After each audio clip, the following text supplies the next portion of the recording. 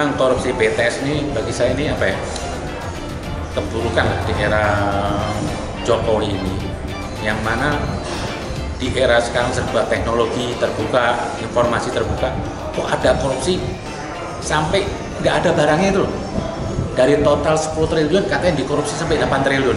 Ini bukan korupsi kalau bagi saya, ini rampok besar-besaran. Korupsi mega proyek BTS 4G di Kementerian Komunikasi dan Informatika dinilai korupsi terburuk di era pemerintahan Presiden Jokowi. Korupsi yang menjerat mantan Menkominfo Joni Plate tersebut merugikan keuangan negara hingga mencapai 8,3 triliun rupiah. Habib Jan Assegaf atau Habib Kribo menilai korupsi yang menyeret nama Menteri Pemuda dan Olahraga Dito Ari Tejo serta sejumlah pihak tersebut merupakan perampokan uang negara secara besar-besaran. Menurutnya, korupsi BTS ini lebih parah jika dibandingkan dengan korupsi proyek pembangunan pusat pelatihan atlet atau proyek Hambalang yang hanya merugikan negara senilai 708 miliar rupiah. Ini bukan korupsi kalau bagi saya, ini rampok besar-besaran. Kalau misalkan itu pun juga buruk ya. Kalau terjadi korupsi 10% itu buruk. Ini berapa persen? Jadi ini saya pikir apa? Ini gerombolan penjahat yang berjubah apa ya? Membela rakyat. Yang saya sedihkan apa? Di situ apa? Gerombolan dari partai-partai. Dan kita tahu sendiri partainya dari Nasdem juga. Yang katanya restorasi. Kok punya karakter? Ini pemimpinnya loh. Bukan anak buah yang kecek-kecek loh. Berarti emang partai ini partai untuk mencari kekayaan, menjadi besar untuk apa? Cari keuntungan. Bohong semua tuh bela rakyat.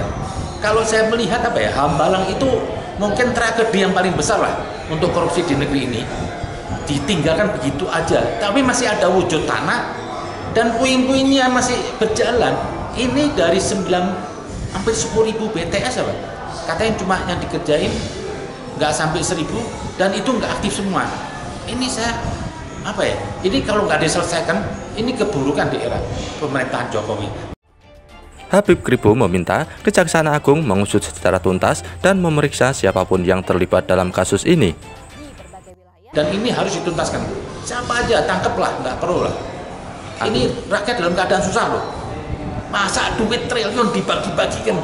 Saya kaget kemarin lihat di pengadilan itu.